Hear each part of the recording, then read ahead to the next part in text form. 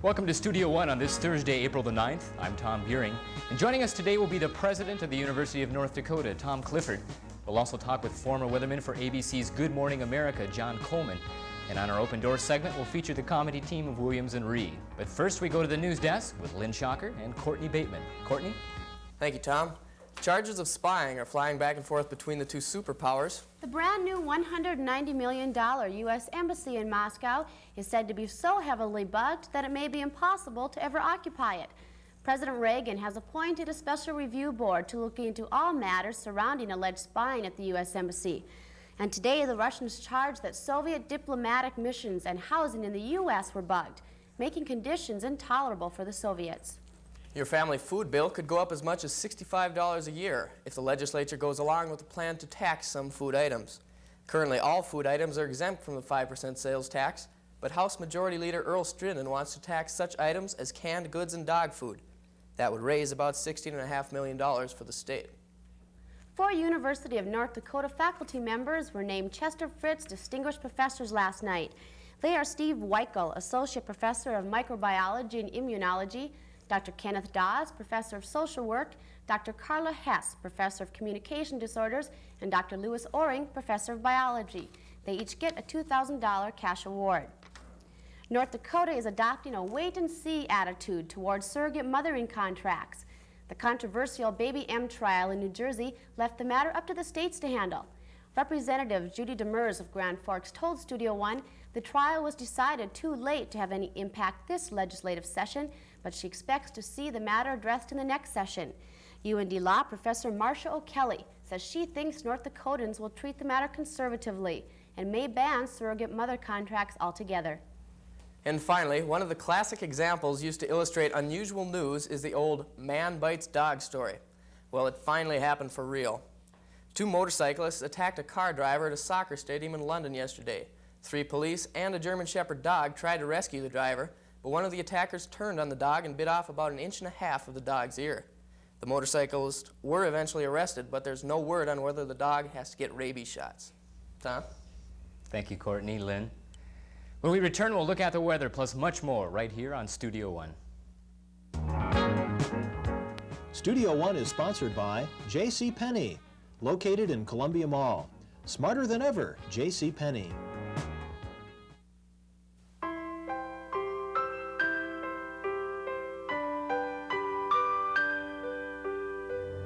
More and more families are moving closer and closer to our forests.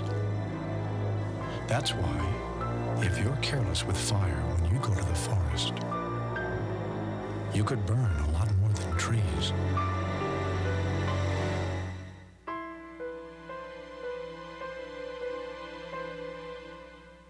All this week on New Grooves, Peter Wolf.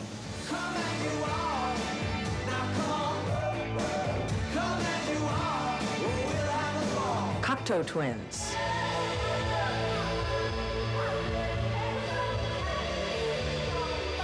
And The Cult.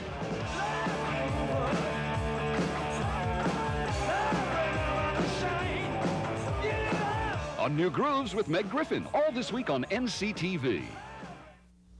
It's 4 minutes past the hour. Still up ahead on this edition of Studio One, we'll talk to UND President Tom Clifford.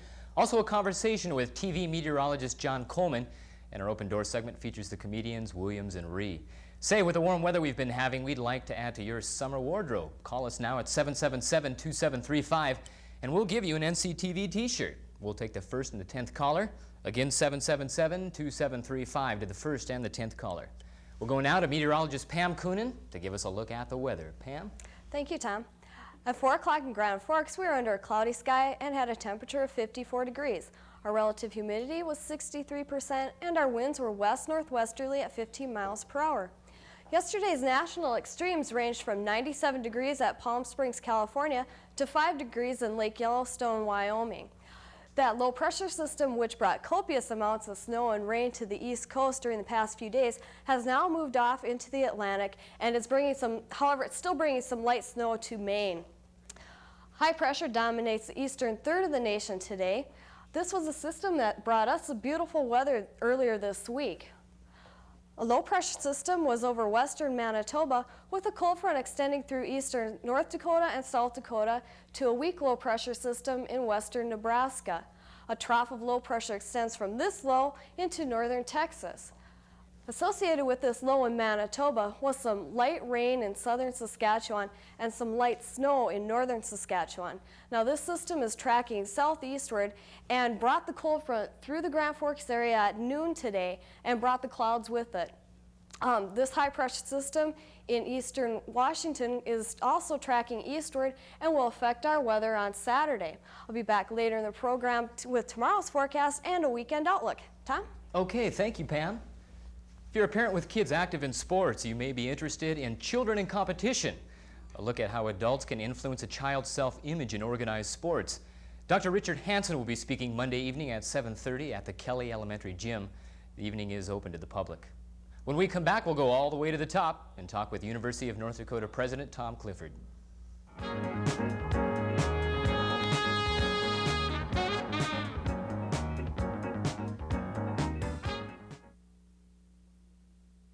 When you graduate from college, what will you be able to offer an employer? I like working with people. I really like working with people. I really like people. I'm a people person. I'm eager. I'm eager. Eager. I think I'm eager. And I was president of 5... Offer an employer something meaningful, practical work experience. A nationwide college program called Co-op Education can give you that competitive edge. And I'd even relocate. Right, Co-op Education. It's the experience you need for the job you want. When I was doing cocaine, I got so selfish. I wish I didn't have no one, no kids, no parents, no people who loved me. I didn't care about nothing. That's how crazy it was. I just couldn't get enough. And you know what? Cocaine's not hip, it's hype. Anyone who tells you it's okay is a liar. Call 1-800-662-HELP.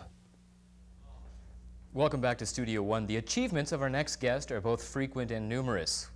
He received a Bachelor of Science degree in Commerce from UND in 1942, and now the prestigious and personable president of the University of North Dakota can sometimes answer his phone with, "Hello, this is Tom at Twomley." President Tom Clifford, it's good to have you with us. Nice to be here. Considering that you've had quite a success in being approachable and personable, not only to UND but also to the community, few of us really understand what goes on behind the desk of a university president. Well, there has to be a certain air of mystery about it all, because otherwise too many people would want to do it. But there are a lot of things go on there that certainly people don't understand. And I think if you take a look at our appointment book for a week, they'd be astonished at really who we talk with and what we talk about. But it's an interesting job, and it's one that I think is really rewarding. Now, does your life also become kind of a series of semesters? You see students come and go all the time. You see faculty and programs come and go. Does that get to be a lonely job and an unstable job for a president? Well, management is a lonely job, I think, in many ways, but there's so many compensating factors. And I think anyone that gets into the education field does that because of a feeling for students. If you don't have that, you shouldn't be in there. And I don't look upon it as work at all. I really enjoy coming to work and meeting with the people. And some presidents have a closed-door policy, but I see a lot of students, as you know. And if a student wants to come in, they have a priority to get there. And that really is probably the most rewarding part of the work. You do a lot of things, you'd be surprised what concerns them. But I always think if they have the time to make the call and go through all that rigmarole to get to see me, it must be worthwhile. It's worth it. It is. With that constant flux of people coming and going, students coming and going, how do you measure success? And how do you set goals? Well, when you do a job in an institution like this, you have to have your goals. And we set that sort of collectively. We set those goals with the faculty and with the administration, with student groups and things like that. And you always have that framework in your mind, and that's what you're working toward. And there's a lot of difference between, I think, leadership and managing. And managing is sort of doing things by the book and getting the right deadlines and that. But leadership's something else again. And leadership is sort of anticipating what the needs are of your constituents, in this case the students. And you've got to think about that, and you've got to dream about what you want that to be for them. It isn't just a matter of getting the forms into the Board of Higher Education on the right day. That's not it at all. You've got to think, what are the new programs that are coming out? what will really advance a student's life in the future. Those are the kind of things you think about, and you work with that with a lot of people. You know, it's a collegial atmosphere. You work with the faculty and other people, getting ideas of how that goes. So that's exciting, and that's what makes it so rewarding. But you have to be a little bit visionary, and sometimes a little bit of a dreamer. It isn't just all hard facts or all budgets. It's what can you do, and sometimes with the resources at hand, you'd be surprised what we could do. Dream briefly for us then, with UND and with education in general, forecast education in the 21st century. This is exactly what we've been thinking about. We're thinking about the introduction of new curricula into the campus that combine all of the technology that we have, but still combine with the arts and with the music and all of the things that make life, you know, more enjoyable. It's the combination of all those things that we think are going to be the most important thing for our students. Now, that means that you have the computers open vast fields for technological advancement, metallurgical advancements, our space program. All of these are opportunities. I think that our people in our faculty, and working with students and with business all over the world, are looking at that, and we're trying to marry the space age with education on the campus. And I think that's going to come on. It isn't just aerospace science, not that at all. It's communication, one of the most important things, really. It's the people in engineering and their techniques. It's the people in the arts and sciences. They're talking about how do you live in a technological world? How do we balance our values, our ideals, our morals, and our ethics? Those are the things you've got to get in there, and it all changes constantly. But those are the things you concern. It's a universal concept, and we try to be on the lead edge of that. We really do. We try very hard to get that, and we use innovative ideas, innovative money to get in there and get ahead and try to do things that are going to be important over the next 20 years. So exciting days ahead. Oh, I think so. I think, you know, every day ahead is going to be exciting, but I believe the university is going to get a tremendous future, and we attract so many good students, and they're the people. That's our product, and in working with them, I just think that the capabilities of getting things done are just unlimited. President Tom Clifford, thanks for joining us. Oh, my and pleasure. as a student to a president, we really appreciate your leadership. Thanks a lot. It means a lot to me. University of North Dakota President Tom Clifford. Studio One continues after this.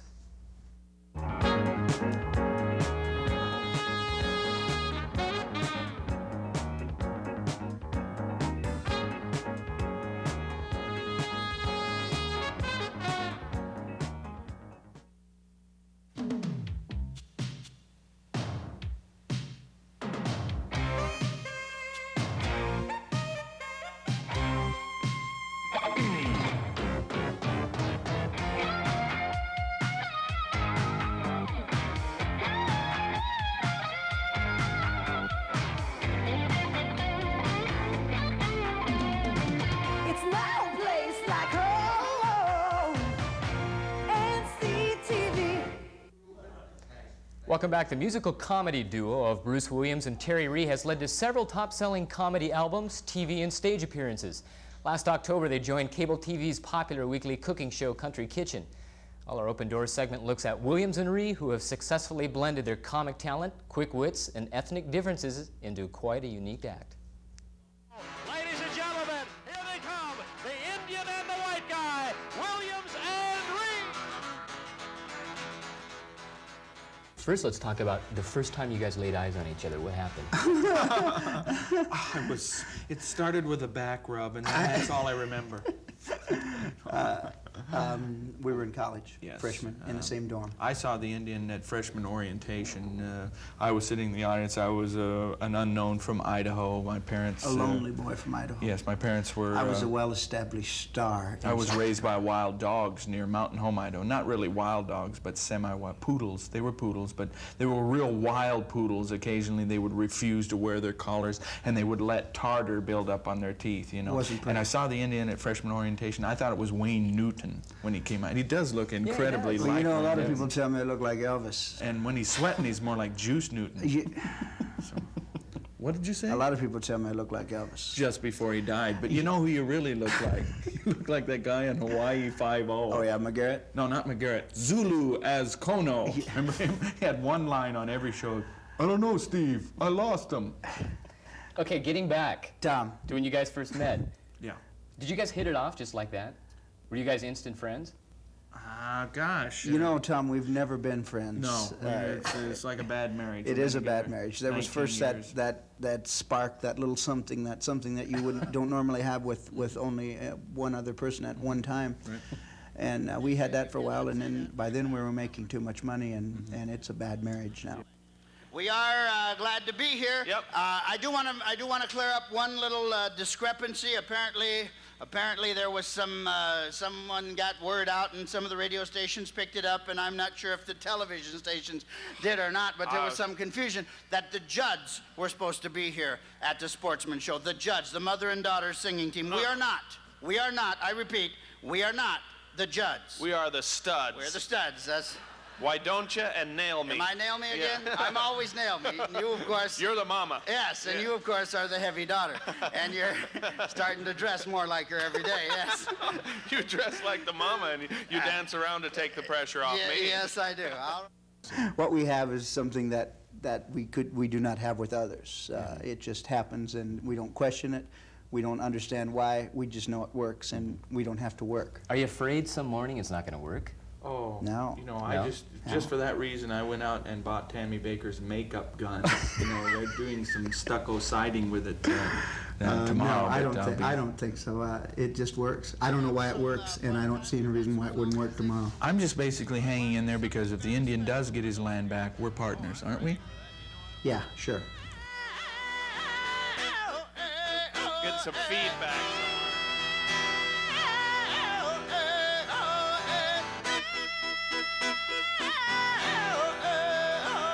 It's a story of a lovely lady who was bringing up 3 Indians of her own. All of them were government wards just like you are. Ward? I'm worried about Little Beaver. No. Don't you worry about Little Beaver. He'll take care of his own. Yeah. It's Falling Rock you've got to watch out for. And you know, as we say... On the reservation. On the reservation. When do the checks get here? The racial things that we've done, we've never thought about what we're doing as being racial. I mean, we do what we do as fun and entertainment, and it just came out of the blue that what we were doing was actually breaking the ice and breaking barriers for people who really feel the way that we act and the things that we do and say on stage.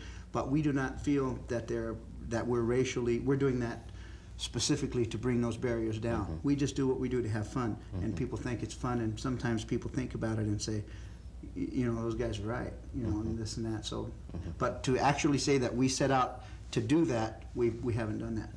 How many believe that statement that the Indian just said, and how many feel he wants to open up on a crowd somewhere? The Indian and the White Man, Williams and Rhee. Tonight at the Chester Fritz Auditorium, the Can-Can will be presented at 8:15. There are still some tickets available, but they are going fast. Also at the Fritz tomorrow night, Fred Penner, one of the top Canadian children's performers, will give a children's concert for the whole family. And he's been labeled as the Canadian Mr. Rogers. That will start at 7:30, and there are still plenty of tickets available. When we come back, we'll hear from Mr. Weatherman himself, founder of the Weather Channel and popular TV meteorologist John Coleman.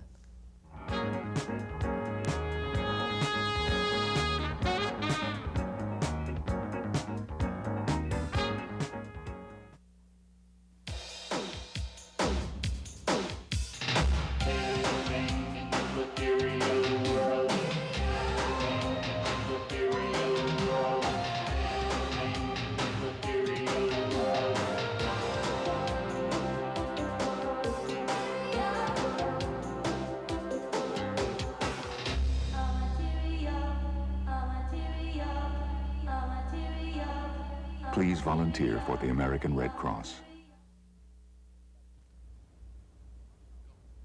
Welcome back to Studio One. When we talk about weather, we have to consider the man who's with us today, John Coleman, perhaps weatherman of weathermen.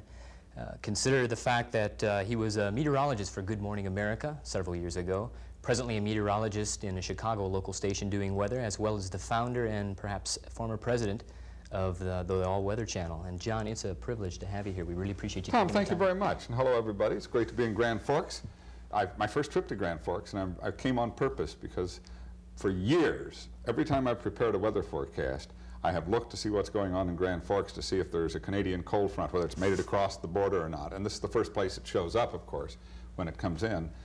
And so I have watched the reports from the Grand Forks Airport Weather Station day in, day out, year in, year out, most of my life. And so I wanted to get up here and really sniff out this countryside. Do we have a reputation for being a landmark for cold weather?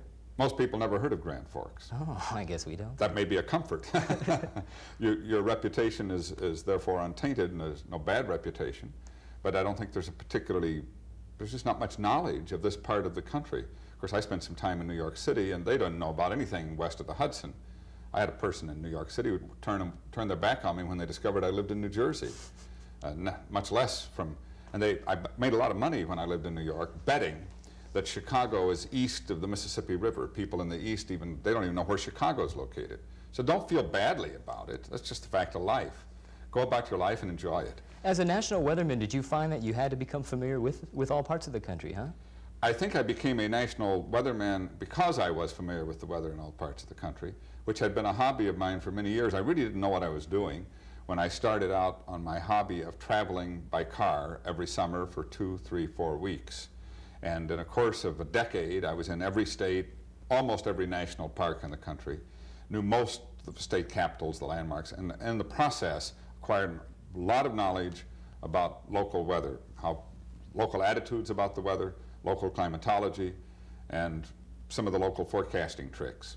And so when the Good Morning America opportunity came along, I was prepared for it. I can forecast the fog in the Salt Lake Basin. I understand how the maritime air works its way up into Portland, up the Columbia Gorge. I have some notion of how the Pacific currents affect San Diego. I know what's going on at Boston. I know what's going on at Key West.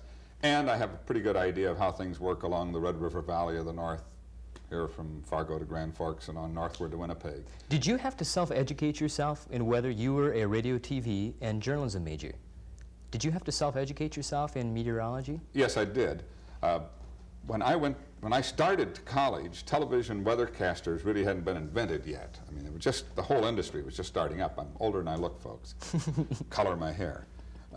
And so I really didn't have any notion about getting a degree in meteorology and being a TV weathercaster. It just kind of happened. I ended up with a degree in radio television and a minor in meteorology. And through self-study over a period of about a decade, finally obtained enough education to be classified a professional or full-fledged meteorologist in the American Meteorological Society. And with that ability, I finally gained that professional status. But the truth is, having that doesn't make you a good forecaster, much less a national forecaster. And that I acquired myself and have taught a lot of other people. When I started the Weather Channel and hired 35 off-camera forecasters from all over the country and hired 30 people on camera, I discovered that very few of them had much knowledge at all that went beyond the region where they happened to go to college or be brought up. And so I had a wonderful time transferring my knowledge and experience to other people. And each of them brought regional knowledge that perhaps was more detailed on particular weather phenomena than I had ever acquired. And I learned that, and our whole group interchanged. There was one fellow who was had been a ski bum for several years, and he knew which direction every ski slope in the United States faces. And that's very important to determine what kind of winds are going to produce snow on that ski slope. He knew every ski slope in the country. He taught the rest of us. Another person came in who had been the lead forecaster at the National Hurricane Center for 15 years. And did we learn a lot of tropical meteorology from him? Another guy who had worked in fleet weather at Norfolk, Virginia, and understood the Atlantic coast weather systems very well. Several fellows from New England who had done a lot of work on New England storms. 2 guys from California who had a very good understanding of the maritime climate of the coastal California area and then the desert valley climates. And this was exciting, really, to interchange all this. Going back to your experiences with Good Morning America, and we're short on time, your transition going from a national network show back to a local station, what kind of a transition was that for you? Well, it was very difficult. You see, I got the Good Morning America job, and I'd worked for years to make network. That's what I guess everybody in broadcasting does. Then I discovered it wasn't any good for a weatherman. What good is it to be on the network if you're given 40 seconds to forecast the weather for the whole country? They paid me a lot of money. They made me a, quote, star, unquote, but it wasn't satisfying professionally. So that's how I got the impetus to start the cable TV Weather Channel. Well, when I did that, ABC was totally and completely offended, of course, because that's competition. So long, Coleman. Well, then when my situation at the Weather Channel became very difficult, the money people, of course, always beat up on the entrepreneur, and that happened to me, I found myself in need of gainful employment. And my opportunities were at the local television level, and it's a whole different ball game to go back to the local station after being on the network. Everyone assumes that you're some sort of a failure, and you're treated rather shabbily, and you don't have that ego-feeding support system, and it was hard. And unfortunately, now we'd have to go to Chicago to see you. Well, you're welcome any time, but I came here to see you, don't forget that. John, thanks so much for your time. My pleasure, Tom. John Coleman, national weatherman, among many other things. Studio One continues after this.